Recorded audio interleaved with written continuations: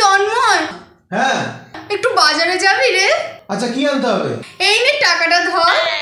আচ্ছা এই টাকা দিয়ে 1 কিলো আলু আনবি। হ্যাঁ ঠিক আছে। আর শোন, 1 কিলো পেঁয়াজ আনবি, উচ্ছে আনবি, ঝিঙা আনবি, আর মাংস আনবি 1 কিলো মতো। আর খাসি মাংস আনবি, বেশি না, 500 মতো নিয়ে আয়। সাথে টমেটো আনবি, পেঁপে আনবি। আর হলো এখন না খুব ভালো ডাঁটা পাওয়া যায়, ডাঁটার শাক আনবি, পালং শাক যদি পাস তো আনবি।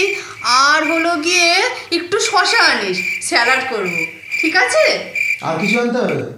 না আর কিছু লাগবে না। তুই এগুলো কেনার পর যে টাকা দিয়েছি তার থেকে যদি কিছু বেঁচে যায় টাকাটা তোর কাছে রেখে দিস। আসলে তুই যা টাকা দিয়েছিস সেই টাকা থেকে আরো টাকা বাঁচবে, আর সেই টাকা দিয়ে একটা 2 BHK ফুল ফার্নিশ ফ্ল্যাটও হয়ে যেতে পারে, তাই জিজ্ঞাসা করছিলাম। আর কিছু আনতে হবে? হ্যাঁ,